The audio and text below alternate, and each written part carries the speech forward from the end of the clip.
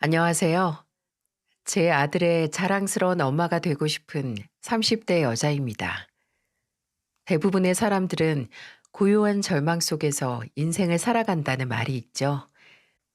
하지만 제 인생의 절망은 고요함 속에 있지 않고 끝났다 생각하면 다시 시작되는 지독한 지진 속에서 오지도 않는 구조를 기다리는 그런 절망이었습니다. 30대 초반, 저는 남자를 한 명 만났어요. 지인의 소개로 만나게 된 남자였죠. 6년차 간호사였던 저와 수련의 과정을 밟고 있던 남자는 여러모로 공통점이 많았고 대화도 잘 통해서 첫 만남부터 이러다가 새벽에 해 뜨는 것도 보겠다 싶을 정도로 오랫동안 대화를 나눌 수 있었어요. 첫인상은 밥만 먹고 공부를 해온 의사답게 좀 어리숙한 범생이 스타일이었는데 말하다 보니까 오로지 책만 드립한 사람이 아니더라고요. 사람의 기억이 참 야속한 게 아무리 끝이 가슴에서 피가 나는 배신으로 끝이 났어도 그 사람에 대한 좋은 기억은 남아있다는 겁니다. 그 사람은 식물 키우는 게 취미였고 집에 각종 허브를 직접 키워서 종종 제게 선물을 하기도 했어요. 그리고 요리를 잘했던 기억도 나네요. 특히 떡볶이를 잘 만들었는데 이상하게 그 사람 집에 가서 그 사람이 해준 떡볶이를 먹으면 고등학교 때 학교 앞에 제가 자주 가던 분식집 떡볶이 맛이 났어요. 주영 씨, 진짜 강남에서 고등학교 나온 거 맞아? 아무리 먹어도 이 떡볶이 나 다니던 고등학교 앞에서 팔던 그 분식집 맛인데? 신기하네. 내가 앞으로 이 떡볶이 맛 절대 잊을 일 없게 내가 평생 해줄게. 만난 지 1년도 안 됐지만 저희는 서로의 미래에 서로를 그려나왔어요. 그리고 1주년을 앞둔 어느 날, 제 인생의 방향을 바꾼 소식이 제게 찾아왔습니다. 그저 업무량이 많아서 제가 무리를 한 줄만 알았어요. 자도 피로회복이 안 됐고 나른하고 소화도 안 됐거든요. 이제 와서 생각해보면 중이 제 머리 못 깎는다고 간호사로서 정작 제 몸에 나타난 이상 반응은 감지하지 못한 겁니다. 아니 어쩌면 그때는 그렇게 모른 척하고 싶었는지도 몰라요. 임신 5주차, 아직 그 사람과 어떤 구체적인 결혼 계획도 세우지 않았는데 제가 임신을 하고 말았어요. 작디 작은 빨간 줄 2개가 주는 압박은 실로 엄청나더라고요. 속으로 몇 번을 그 사람이 어떤 반응을 할까 고민하며 마음을 졸이다 끝내 그 사람에게 제 임신에 대해 말했을 때 그 사람은 기뻐했어요. 아니, 굉장히 설레했습니다. 어차피 본인은 저와 결혼을 생각했다고 전문의 따고 바로 프로포즈 하려고 했는데 이런 축복이 빨리 찾아와서 기쁘다고 아이가 태어나기 전에 결혼식을 올리자고 말이죠. 그렇게 저희는 결혼을 준비했습니다. 그 사람은 우선 저희 부모님을 찾아뵙고 예상하지 못한 소식으로 먼저 인사드려서 죄송하지만 그래도 평생 미연이를 행복하게 해주겠다며 결혼 허락을 받았어요. 결혼식장은 야외가 좋다고 했고 신혼집은 당시 제가 일하던 병원에서 가까운 곳으로 구하자고 했죠. 그리고 본인이 전공의가 된 지 얼마 안 됐으니 조금만 더 있다가 본인 부모님을 만나자고 하더군요. 그때는 준비할 것도 많고 생각할 것도 많아서 그래, 조급해하지 말고 되도록 천천히 가자라고 생각했는데 어차피 저나 그 사람에게는 천천히 갈 길도 빠르게 갈 길도 없었습니다. 임신 12주, 배를 만지면 전보다 살짝 튀어나온 걸 느낄 수 있었지만 아직 아기의 성별은 모르는 시기였죠. 2차 기형아 검사를 마치고 얼마 되지 않았을 때 근무를 하던 중 생전 처음 보는 사람이 병원으로 찾아와 저를 찾았고 그 사람은 바로 제가 결혼 준비를 하던 남자의 어머니였습니다. 제 임신 소식보다도 더 급작스러운 만남이었다는 기억이 나네요. 그 사람의 어머니는 별다른 인사도 소개도 없이 제게 할 말이 있다고만 했습니다. 당장 해야 할 말이 있다고요. 그렇게 병원 건물 1층에 있는 카페에서 처음 제 시어머니가 될 분을 마주하게 됐는데 제게 돌아온 건 하얀 봉투와 뼈가 시릴 만큼 차가운 말이었습니다. 임신했다고 들었어요. 근데 나는 그 뱃속의 애가 우리 주영이 애라는 걸 믿을 수가 없어. 그게 무슨 주영 씨한테 못 들으셨나요? 저 주영 씨 만난 지 1년 됐고 뱃속의 아이도 주영 씨 아이예요. 그리고 지금 저희 결혼 준비를 누구 마음대로 결혼 준비야? 잘 들어. 나 오늘 그쪽한테 내 아들이랑 결혼할 거라느니 어머님이란 소리 들으려고 온 거 아니야. 이 돈으로 뱃속을 비우든 앞으로 혼자 앞가림할 때 쓰든 하라고 말하려고 온 거야. 간단하게 말해서 우리 주영이하고는 이제 끝내라고. 알아들어요? 아마 그 주변에 있던 사람들은 무슨 드라마 촬영을 하나 생각했을 수도 있었겠어요. 근데 그때는 사람들이 나를 어떻게 볼 거라는 자각도 할 수 없었어요. 분명 그 사람이 본인의 부모님께 잘 말한다고 우리는 결혼해서 뱃속의 아이도 함께 키울 거라고 하는데 저는 원하신다면 당장 유전자 검사를 하겠다고 했지만 이미 그 사람의 어머니에게 전 며느리 될 가능성이 단 1%도 없는 아들의 미래를 가로막고 있어 없애야 할 방해물밖에 안 되었죠. 저는 눈앞에 그 사람과 헤어지는 대가라는 돈 봉투를 받지 않았습니다.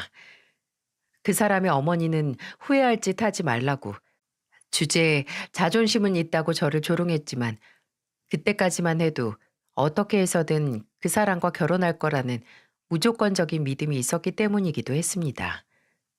하지만 그 후 그 사람은 제 연락을 받지 않았어요. 집에도 없었고 심지어 다니던 병원에도 찾을 수 없었어요. 마치 처음부터 아예 존재하지 않았던 사람처럼 사라진 그 사람은 3일 후 제게 문자 하나 보내 이별을 고했어요. 그 문자 안에는 차라리 우리는 만나지 않았어야 한다는 내용과 사실 나도 우리 어머니 생각과 같이 네 뱃속의 애가 내 애인지 확신이 없어졌다. 그리고 아직 전문이 되지도 않았는데 결혼해서 한자리에 묶이고 싶지 않다고. 직접 만나서 말할 용기가 없어서 미안하다. 부디 너도 제대로 된 선택을 하길 바란다고. 분명 며칠 전만 해도 산부인과 검사도 함께 가고 본인은 딸이었으면 좋겠다고 한 사람이 한순간에 그 뱃속의 애가 딸이든 아들이든 상관없으니 각자의 길을 가자고 하는 게 가능한가요? 어떻게 이렇게 사람 마음이 손바닥 뒤집는 것보다 쉽게 뒤집히는 건가요? 계속해서 연락을 하고 찾아가고 제 마음을 문자로 수십 통을 남겼지만 남는 건 비참하고 처량한 제 처지뿐이었죠.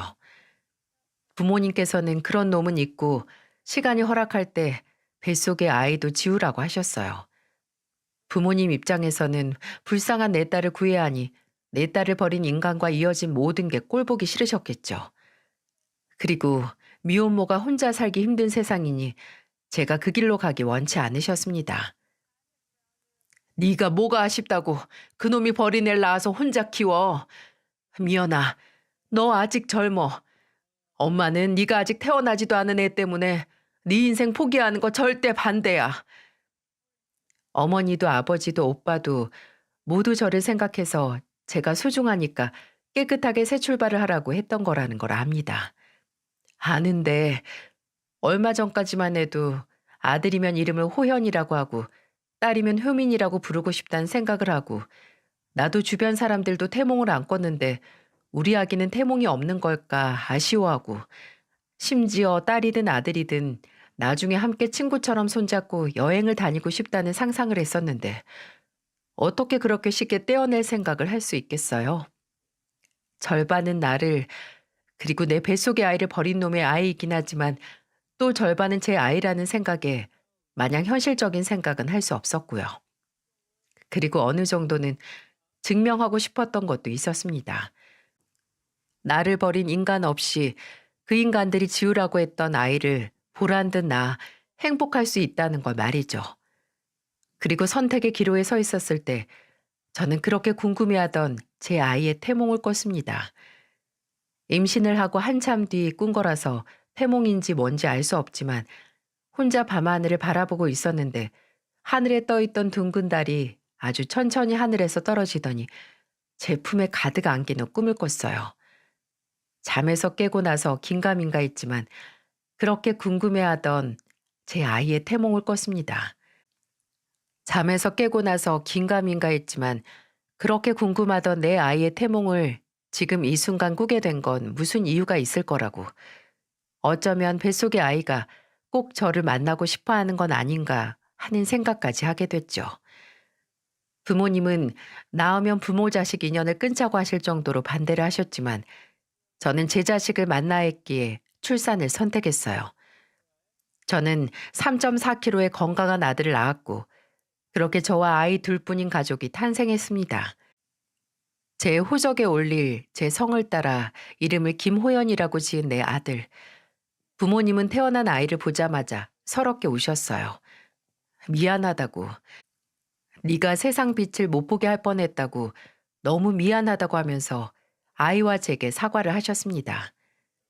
저는 당시 분만실에서 있었던 모든 일이 한 80% 정도 기억이 안 나는데 나중에 분만실에 계셨던 간호사 선생님께서 그러시더군요. 제가 처음 아이를 안아보는 순간 끊임없이 아이에게 속삭였다고요. 엄마가 지켜줄게. 엄마가 지켜줄 테니까 걱정 마. 하고요. 간호사 선생님 말로는 제가 혈압이 떨어지는 와중에도 그렇게 계속 되뇌이듯 말을 해서 기억에 남았다고 하더라고요. 생각해보면 그 말은 아이뿐만 아니라 저 자신에게 한 말이기도 했어요. 이제는 제가 이 아이를 지키며 단 둘이서 살아가야 하고 분명 그 길은 가시밭길일 테니까요. 그리고 실제로도 그렇기도 했고요. 임신을 했을 때부터 이미 쉽지 않은 길이라는 걸 절절하게 실감했습니다. 혼자 병원에 다니고 손이 닿지도 않는 곳에 텐살 크림을 바르느라 어깨에 담이 오고 또 부은 다리는 혼자 주무르고 안마기로 마사지를 하면 순간순간 쓸쓸해졌거든요. 또 한 번은 제가 자궁 수축 때문에 응급실에 갔었는데 당연하게 보호자인 아이 아빠를 찾는 말을 들으면 말문이 턱하고 막히기도 했죠. 하지만 그 당시 제 처지를 탓하거나 후회하지 않았어요. 뭐든 각오를 하고 선택한 길이기에 어찌 보면 당연하고 제가 감수해야 하는 과정이라고 마음을 먹었거든요. 아이를 데리고 산책에 나가서 마주치는 사람들이 엄마 안 닮았네, 아빠 닮았나 보다 하는 말을 하거나 뒤돌면 아픈 신생아 시절 새벽에 갑자기 열이 오른 아들을 안고 간호사인 엄마면서 안절부절하고 눈물을 흘리는 날에도 아들 앞에서는 절대 약한 모습을 보이고 싶지 않았어요. 아들을 처음 만났을 때 무슨 일이 있어도 지켜주겠다고 약속을 했기 때문이죠. 그래서 3교대로 일하면서 남는 시간은 모조리 아들과 함께 보냈고 주변에서 제가 연락이 끊길 줄 알 만큼 단 1초도 아들을 위해서 쓰지 않는 시간이 없을 만큼 모든 걸 아들을 중심으로 돌아가게 만들었어요. 그리고 부모님께도 아들을 키우는 문제로 걱정을 끼치고 싶지 않았습니다. 처음부터 반대를 하시기도 했고 그렇게 반대를 하더니 혼자 애 키우느라 엉망인 일상을 보내는 한심한 모습을 보여드리고 싶지 않았거든요. 그러다가 제가 다시 병원에 복직을 하고 아이가 2살이 되고 얼마 지나지 않았을 때 처음으로 저희 어머니께 SOS 신호를 보낸 적이 있었어요. 그날은 제가 오프인 날이었는데 병원에서 스케줄이 꼬여서 당장 나올 수 없냐고 연락을 해왔거든요. 워낙 긴급한 상황이긴 했는데 가는 날이 장날이라고 저희 집에 오던 시터분께서도 그날은 개인적인 사정으로 못 온다고 하시더라고요.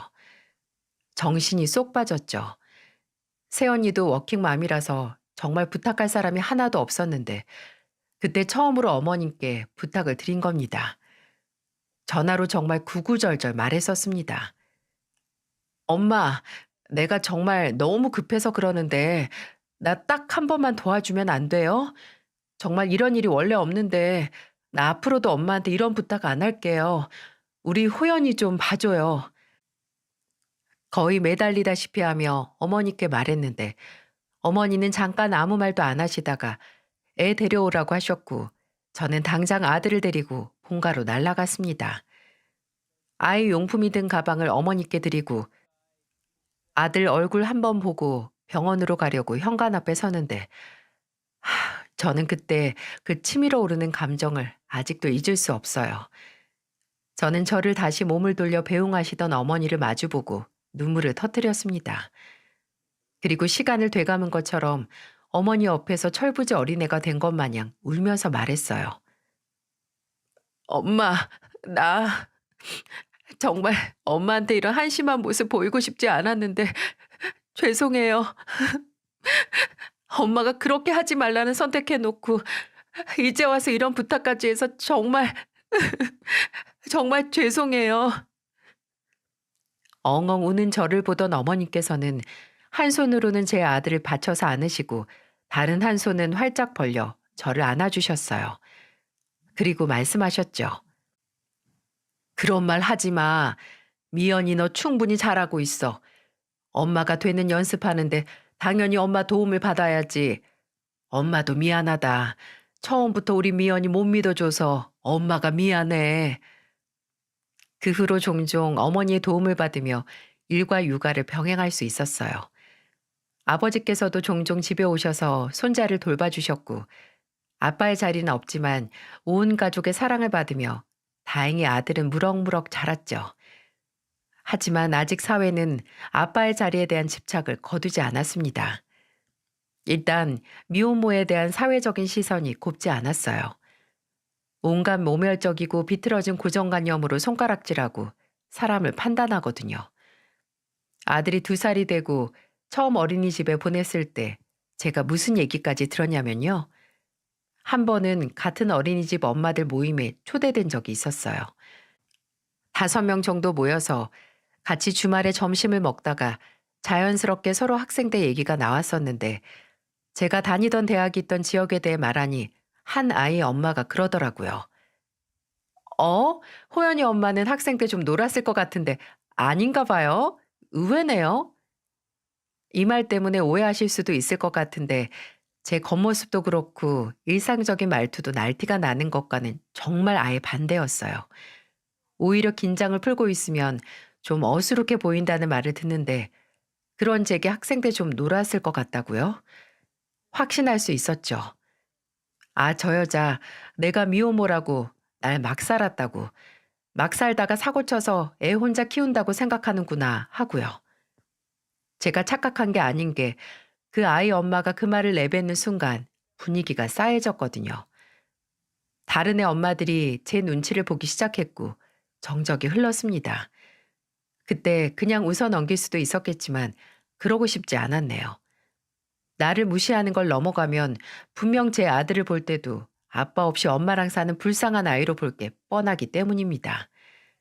저는 도리어 웃으면서 말했어요. 학생 때부터 공부를 잘했으니까 이렇게 혼자 아이 키우고 살 정도로 돈 벌고 능력도 좋아서 2사람 목 혼자 하잖아요.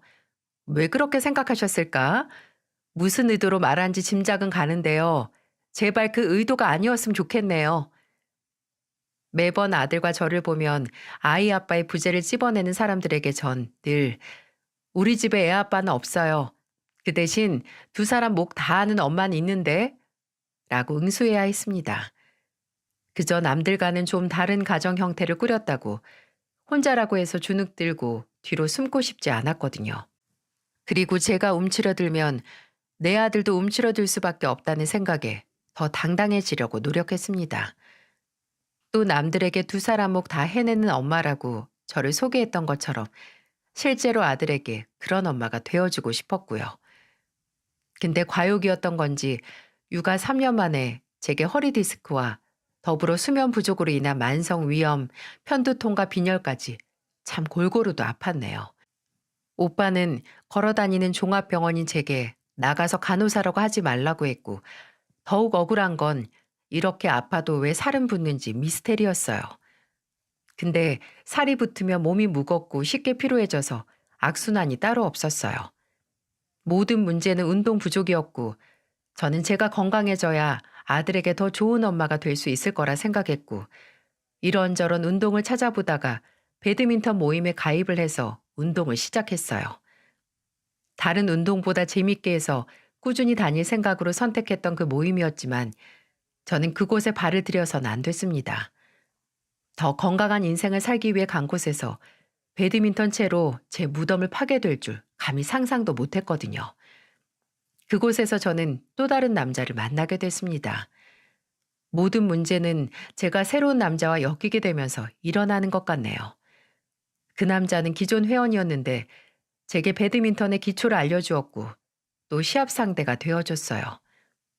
저보다 3살이나 연상이었지만 오래 운동을 해온 덕분인지 활동적이고 또 열정적으로 제게 배드민턴을 가르쳐주는 모습을 보고 대단하다고 생각을 했죠. 저는 15분만 코트에서 뛰어다녀도 땀범벅이 되고 숨이 차는데 그 남자는 30분을 거뜬히 날아다니는 게 말입니다. 그렇게 한 달 정도 모임에 나가 운동을 했는데 그 남자가 제게 그러더라고요. 미연 씨, 여기 나온 지 벌써 한 달인데 저한테 커피 한 잔 안 사준 거 알아요? 물론 제가 자진해서 미연 씨 가르쳐 준다고 한 거지만 그래도 좀 서운한데요?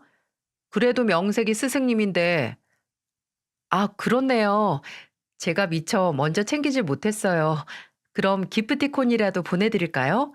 어느 브랜드 커피 자주 드세요?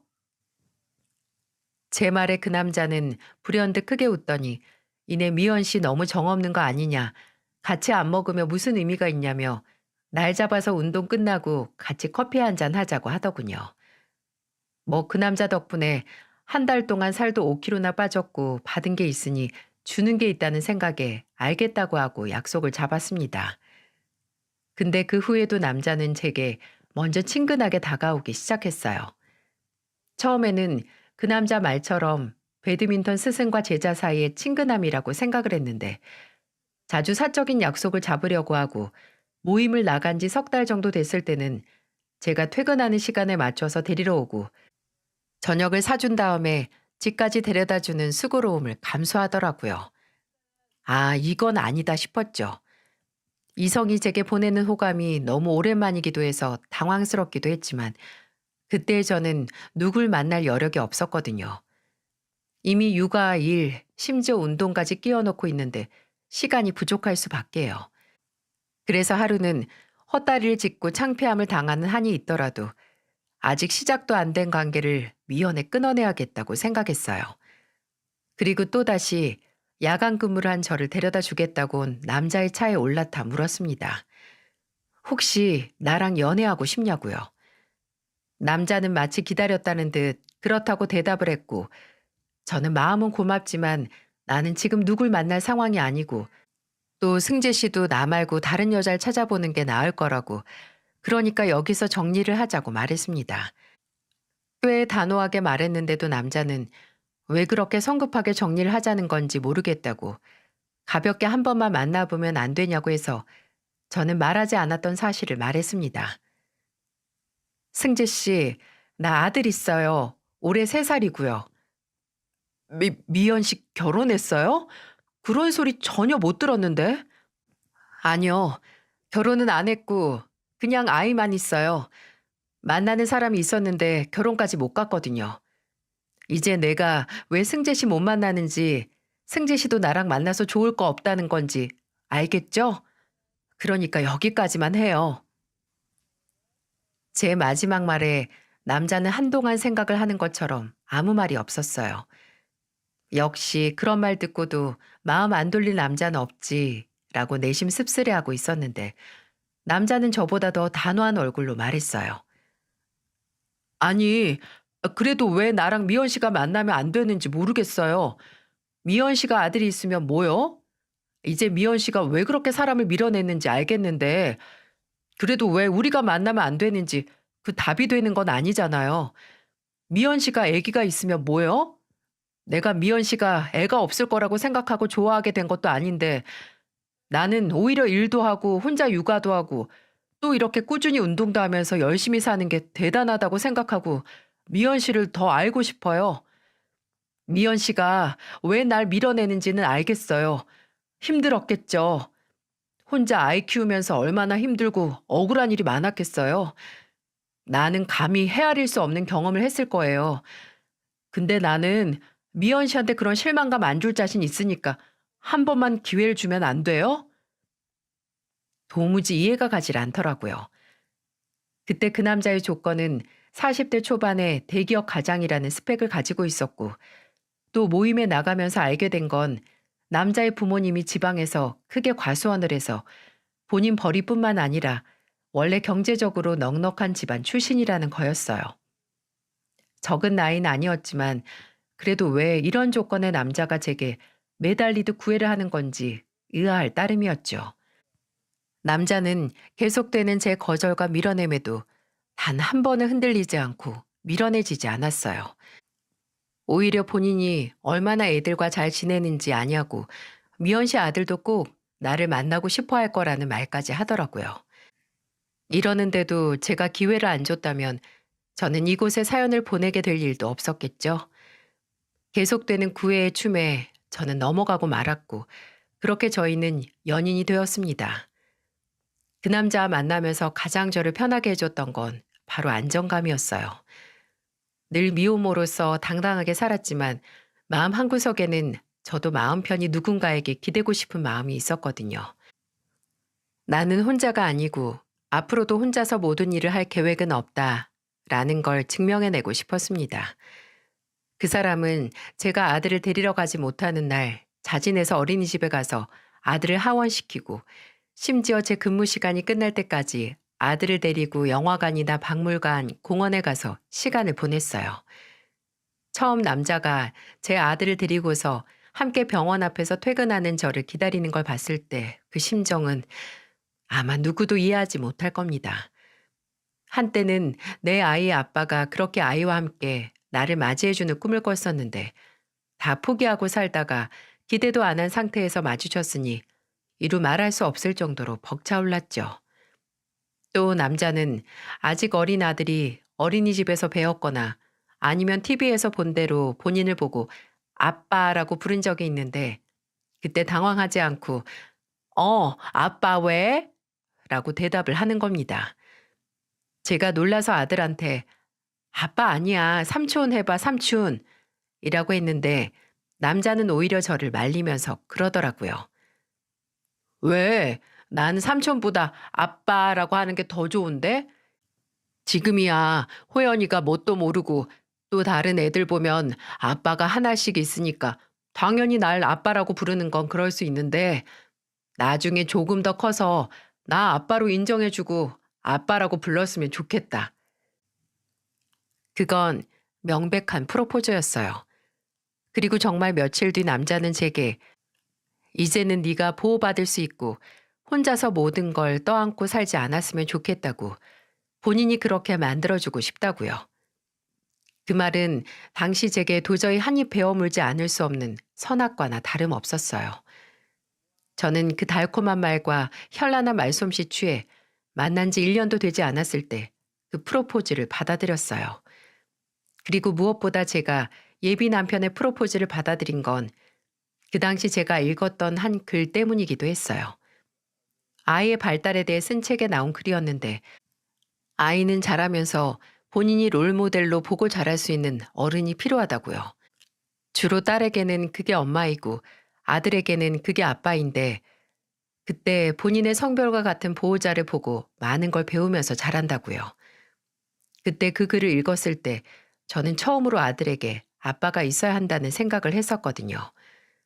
그 전까지만 하더라도 나 혼자서 아들에게 충분히 부모의 역할을 할 수 있다고 생각했는데 전문가 한 사람의 의견이 담긴 글 하나로 인해 그 생각에 금이 가버린 겁니다.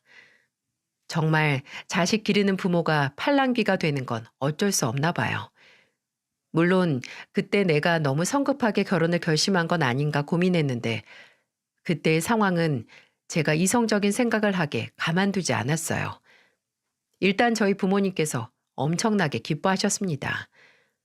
어머니는 예비 남편을 만나자마자 껴안으실 정도로 좋아하셨고 아버지는 예비 남편이 인사하러 간 자리에서 귀에 걸린 입꼬리가 한시도 내려오지 않을 정도로 싱글벙글 웃고 있었어요. 우리 호연이가 벌써 이서방을 그렇게 따른다며? 만난 지 얼마 안 됐을 때부터 이미 아빠라고 불렀다잖아. 호연이도 지 애비 될 사람 알아본 거지. 안 그런가 이서방? 아유, 전 호연이한테 해준 게 별로 없는데 너무 비행기 띄우시는데요. 아직 갈 길이 먼데 제가 더 노력해야죠. 참 말 잘한다 자네. 대기업 면접도 다 그 말발로 들어간 거 아닌가? 어쩜 그리 말을 잘해? 우리 미연이가 대체 어디서 자네 같은 신랑감을 만난 건지 정말 천운이다, 천운이야. 이때 이미 저는 부모님의 말을 무시하고 미혼모가 되기로 결정을 했을 때 부모님께 끼친 걱정과 불효를 말끔히 치하받는 기분을 느꼈습니다. 앞으로 내가 내린 결정에 대해 부모님께 죄책감을 안 느껴도 된다고 안심을 했죠. 또 예비 남편은 아무래도 병원 업무와 육아로 바쁘고 지친 저를 대신해 신혼집을 알아보고 예식장까지 다 알아볼 테니 저에게는 아무 걱정 말고 그저 나만 따라오라고 했어요. 심지어 예비 시부모님까지 나서서 저를 배려해 주셨고요. 처음 예비 시부모님을 뵀을 때 그때 예비 시부모님께서 직접 서울로 오셔서 저와 식사를 하셨거든요. 근데 그 다음 두 번째 만남에서도 또 서울로 오시는 겁니다. 나중에는 상견례도 서울에서 해도 되니까 장소 정해지면 연락 달라고 하셔서 제가 예비 남편에게 두 번씩이나 직접 서울로 오셨으니 상견례는 그냥 우리 부모님 모시고 당신 본가 가서 하자고 말했어요. 근데 예비 남편은 그럴 필요 없다고 다 본인 부모님이 당신 생각해서 배려해 주시는 거니까 그냥 감사한 마음만 있으면 된다고 하는 겁니다. 아무래도 예비 며느리가 집에 돌볼 아이가 있다는 걸 알면 먼 걸음 하게 하는 게 주저되실 수도 있죠. 그래서 그런지 예비 시부모님은 저를 볼 때마다 참 안쓰럽게 보셨어요. 혼자서 너무 고생했다고 이제는 걱정 말라고 하시며 혼자서 아이를 키워온 저를 위로해 주시기도 했죠. 이렇게 모든 게 일사천리에 걸리는 거 하나 없는데 어찌 이 결혼에 대해 의심을 품을 수 있겠어요?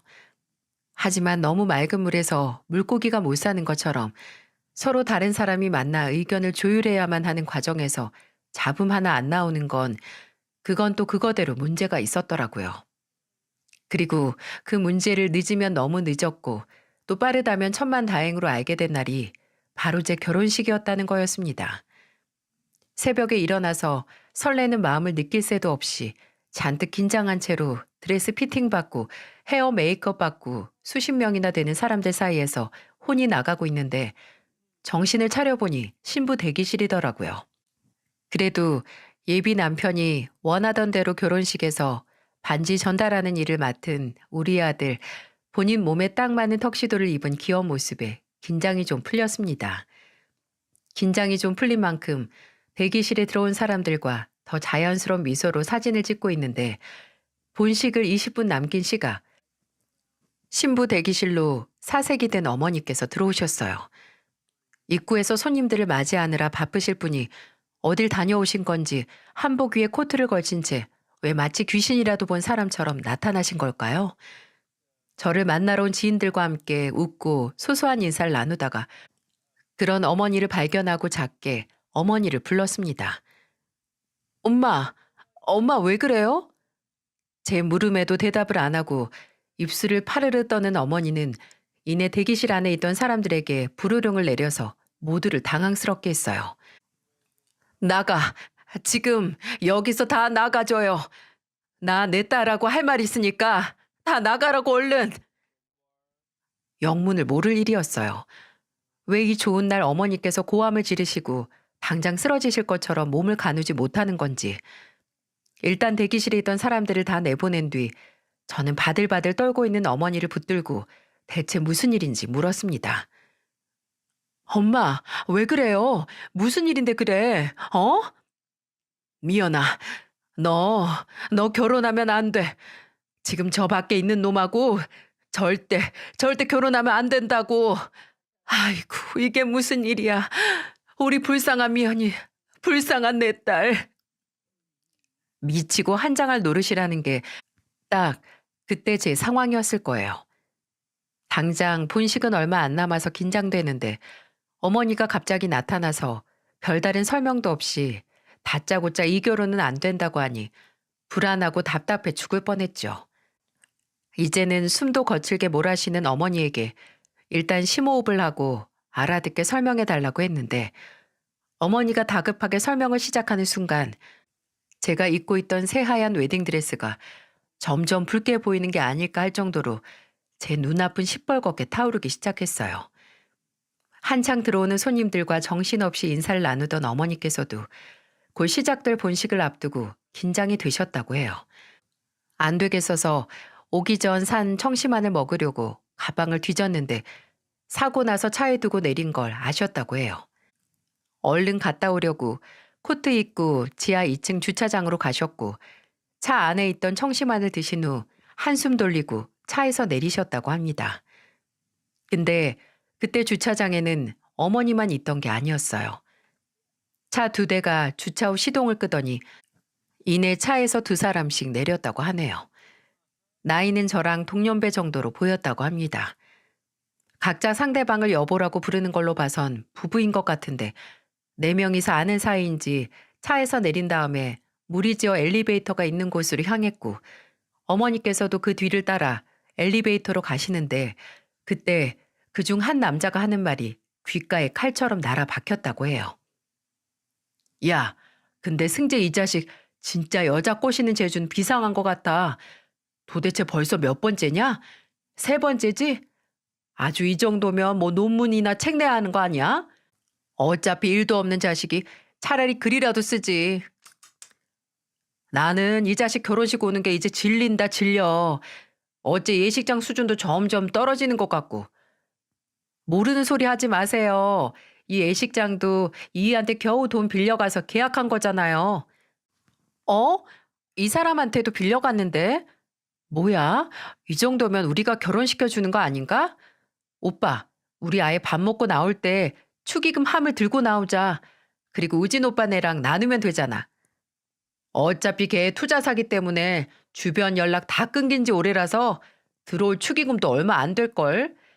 하긴 사기로 지명수배까지 내린 놈 결혼식 누가 오고 싶어 하겠어? 어머, 그건 또 무슨 소리예요? 지명수배? 승재 오빠가요? 재수 씨 몰랐구나. 걔 지방에서 가상자산으로 사기치다가 걸려서 피해자들이 단체로 고소했었는데 튀었잖아요. 그것 때문에도 주변에 사람들 다 떨어져 나갔을걸요. 워낙 여기저기 돈 빌리고 다닌 놈이라서 평판이 안 좋긴 했는데 나도 그런 짓까지 할 줄은 몰랐지. 와, 이제 보니 그냥 빚쟁이가 아니라 순전히 범죄자구나. 그치, 범죄자지. 아유, 나도 마음 같았으면 벌써 손절하는데 승재 그놈한테 빌려준 돈 돌려받으려고 근근히 연락은 해야겠고 아주 돌겠다 돌겠어. 다른 피해자들처럼 금액이라도 몇 억 되면 변호사 선임해서라도 받아내는데 이건 뭐 선임 비용이 더 나오겠어서. 진짜 뭐야? 이거 엘리베이터 왜 이렇게 안 와? 그냥 계단으로 갈까? 예식장 어차피 2층이잖아. 순식간에 눈앞에 있는 4명의 사람이 나눈 대화를 듣고 어머니께서는 사고가 정지하는 것 같았다고 합니다. 분명 저 사람들이 몇 번이고 말한 승재라는 이름은 예비사위의 이름인데 세상에 승재란 이름이 하나뿐인 것도 아니라는 생각에 그제야 도착한 엘리베이터가 열리는 순간 타려는 4명의 사람들 앞을 막으셨다고 해요. 저기 저희 탈 거예요. 방금 한 말, 방금 승재라고 한 거, 이 건물 2층에서 신부 김미연이랑 결혼하는 이승재 얘기한 거 맞아요? 어머니의 물음에 4사람은 서로 눈빛을 교환하며 당황했고 그중 한 남자가 놀란 표정을 숨기고 이내 어이가 없다는 식으로 어머니께 말했다고 합니다. 무슨 상관인지 모르겠는데 저희는 대답할 이유 없어요.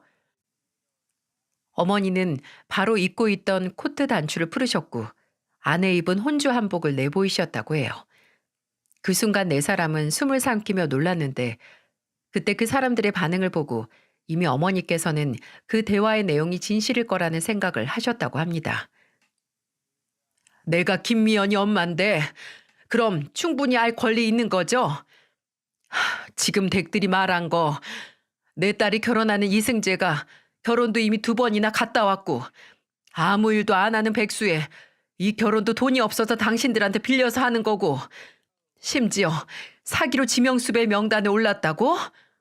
지금 이게 다 사실이 맞아요? 맞으면 맞다. 고개를 끄덕이던 아니면 아니라고 하든 천치들처럼 가만히 있지 말고 뭐라도 해 얼른. 내 딸 인생이 걸려있단 말이야. 주차장을 울리는 어머니의 고함 소리에 네 사람은 하나둘씩 고개를 끄덕였고 어머니는 다리에 탁 힘이 풀려서 주저앉으셨다고 합니다. 그런 어머니의 눈치를 슬금슬금 보던 일행은 엘리베이터나 계단을 이용하지 않고 다시 주차장으로 나갔다고 하네요. 지들이 생각 없이 나눈 대화를 누군가가 다 들었는데 그게 당사자들 중 한 사람의 어머니였다니 도망가고 싶었을 겁니다. 그때 어머니에게 얘기를 들었을 때는 에이 아니겠지, 설마 아닐 거야 라는 생각을 안 했다면 거짓말이었을 거예요. 근데 어머니가 기억하고 있던 이름 중 하나, 우진이라는 이름, 저도 들어봤거든요.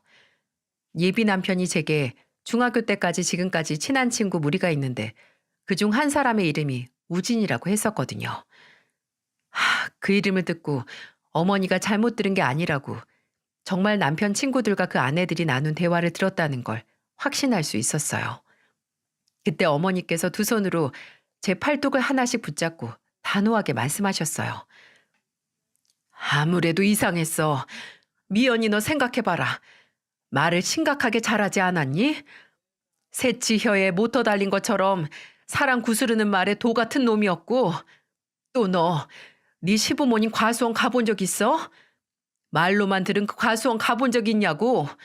없잖아. 그치? 간다고 할 때마다 그놈이 갈 필요 없다고 막았으니까. 아무래도 이 결혼 안 되겠다. 너 이거 그대로 진행하다가는 인생 망해. 어머니의 이야기를 듣고 저는 당사자에게 제대로 말을 들어야겠다고 생각했어요. 그래서 그 무거운 웨딩드레스를 입고 대기실을 빠져나갔습니다. 드레스 차림으로 대기실을 빠져나오는 신부를 사람들은 신기하고 의아하게 쳐다봤고 저는 그런 시선이나 수근거림을 신경 쓰지 않고 턱시도 차림으로 손님들을 맞이하던 예비 남편에게 다가갔습니다. 미연아, 왜 나왔어? 아까 우진 씨 왔다 갔대. 알아? 미연아, 갑자기 무슨 소리야? 우진이가 왜? 내가 당연히 불렀지. 내 오래된 친구라고 했잖아. 그래, 알지. 근데 그 사람이 와서 흥미로운 얘기를 하고 갔다는데 들어볼래? 우리 엄마가 들으셨다고 하거든. 너 지금 이 결혼이 두 번째인 거, 백수인 거, 돈 없어서 주변 사람들한테 빚지고 다니다 못해 투자 사기로 고소당해서 지금 지방에서 지명 수배 명단에 올랐다며. 이거 진짜야? 우리 엄마가 들은 게 사실이냐고. 제 말을 들은 예비 남편의 얼굴은 그때 제가 입고 있던 드레스보다도 하얗게 질렸습니다. 예비 남편은 혀로 입술을 한 번 훑고 잠깐만 미연아, 내가 나중에 다 설명할게. 일단 들어가서 우리 이제 결혼해야 하잖아. 라고 저를 들여보내려고 하는 거예요. 저는 그 사람의 말을 가로막고 물었어요. 그럼 이거 대답해. 당신이 우리 엄마랑 아빠한테 준 명함, 그 대기업 브랜드 로고 찍힌 그 명함에 있는 번호로 전화해서 이승재 대리 있냐고 물으면 있다고 할까? 아닌 그런 사람 없다고 할까? 제 말에 저를 밀던 예비 남편의 움직임은 멈췄고 꾹 담은 입술을 불규칙적으로 움찔거리기 시작했어요. 저는 더 이상의 설명은 필요 없었고 들고 있던 부케로 예비 남편의 머리통을 사정없이 후려치기 시작했어요. 야, 이 자식아. 네가 뭔데? 네가 뭔데 나한테 사기를 쳐? 내가 그렇게 웃어 보였냐? 애 딸린 미혼모 속여 먹으니까 네 자신 자랑스럽니? 이 쓰레기 같은 놈아. 주변을 술렁거렸고 몇몇 사람은 저를 말리기 시작했어요. 근데 어머니는 제 곁에서 같이 그 자식의 머리통과 숙여서 드러난 등짝을 닥치는 대로 난타를 하시기 시작했습니다. 빌어먹을 놈, 천하의 몹쓸 자식. 니까짓 게 뭔데 내 딸을 속여. 내 딸이 혼자 애 키운다고 너 같은 사기꾼 끼고 살 거라고 생각하나 본데. 착각도 유분수다. 너 같은 벌어지는 딸린 애가 수십 명이라도 안 거둬. 더 맞아, 더. 저희를 보다 못한 아버지와 오빠가 일단 구경하고 있던 하객들을 내보낼 때까지 저와 어머니는 숨 쉬는 것도 있고 그 자식을 두들겨 팼습니다. 그래도 분이 안 풀려서 오빠에게 소리쳤어요. 오빠, 이 자식 지금 지명 수배 중이래. 당장 경찰에 신고해 얼른. 사기꾼 자식 잡아가라고 당장 전화하라고. 안 돼. 미연아, 잠깐만. 잠깐만 기다려봐. 나 정말 경찰은 안 돼. 형님 전화하지 마세요. 하늘 무서운 줄 모르고 업보를 신나게 싸우며 산 놈이 그래도 경찰은 무섭나 보더라고요. 다행히 근처 경찰서에 연결이 됐는지 오빠가 신고를 하고 5분 정도 지났을 때 경찰이 나타났습니다. 경찰은 막 붙들고 있던 사람들에게서 벗어나 도망치려고 하던 그놈을 붙잡아 신분 검사를 했고 지명수배가 내려진 인물과 동일 인물이라는 걸 확인한 후에 그놈을 데리고 갔습니다. 그놈은 떠나면서까지 미연아, 내가 잘못했어. 근데 나 정말 너한테만은 진심이었어.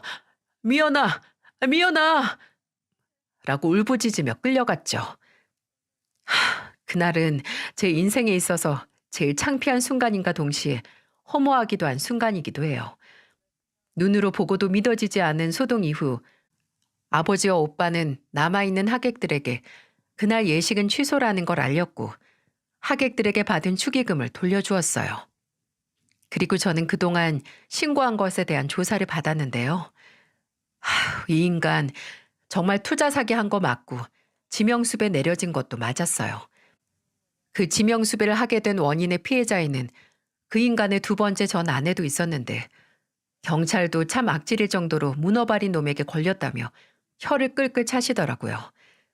근데 또 황당했던 건 예비 시부모님의 과수원은 정말이었습니다. 근데 그게 다 빚덩이기도 했어요. 예비 남편이 백수로 지내오면서 사회성을 잃고 투자 문제로 골머리를 썩고 있다는 걸 안 예비 시부모님은 예비 남편의 사업에 투자를 하셨다고 합니다. 근데 아들이란 놈은 정신 못 차리고 또 여기저기 빚지고 다니고 사기치고 다니다가 결국 고소를 당해 고향을 떠났다고요. 예비 시부모님의 가수원도 빚덩이인 거나 마찬가지인 게 사기 피해자들이 당장 아들이 가져간 돈 갚으라고 그렇게 찾아와서 협박을 하는 바람에 곧 넘길 거라고 했습니다. 이걸 어떻게 아냐고요?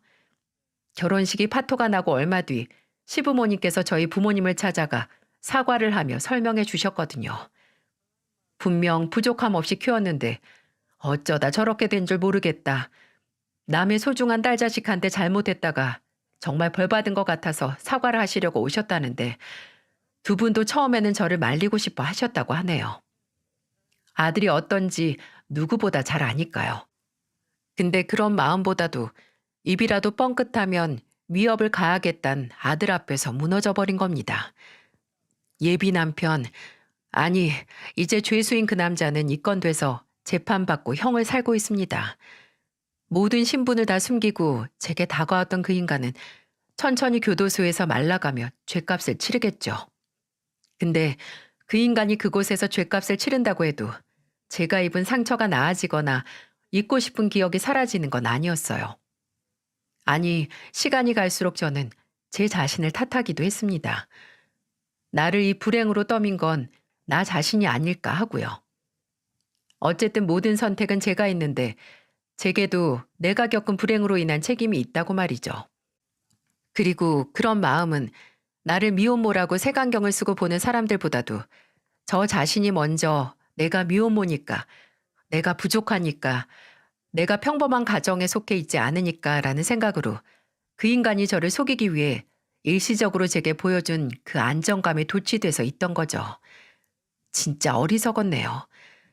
그렇게 사람들에게는 두 사람 목 해내는 엄마라고 말했는데 정작 언제든지 두 사람 목 중 하나는 다른 이에게 떠넘길 준비가 됐던 거예요. 하지만 이렇게 된통 당하고 나서는 절대 아니에요. 정말 이제 믿을 건 나와 내 가족들 뿐이라고요. 그리고 얼마 전 저는 아들과 함께 단 둘이서 가족 사진을 찍었어요. 앞으로 언제까지고 우리 사이에는 다른 사람은 낄 수 없고 또 낄 이유도 없다는 걸 다짐하는 일종의 부적 같은 의미로 찍은 사진이었죠. 저는 그 사진을 지갑 안에 소중히 보관하면서 하루하루 훗날 아들이 커도 아버지의 빈자리를 느끼지 못할 정도로 뭐든지 함께하고 기댈 수 있는 믿음직한 엄마가 되려고 최선을 다하고 있습니다. 무슨 일이 일어나도 언제나 제가 살아가는 이유이자 목표인 아들의 행복을 위해 과거의 기억은 뒤로 한 채 한 발자국 한 발자국 내딛다 보면 언젠가 다 큰 아들이 제게 엄마 혼자서 고생했다고 감사하고 사랑한다고 말하며 안아주는 그런 날이 오겠죠. 부디 그런 날이 하루라도 더 일찍 오길 바라며 제 사연을 마치겠습니다. 들어주신 여러분께 진심으로 감사하다는 말씀을 드립니다.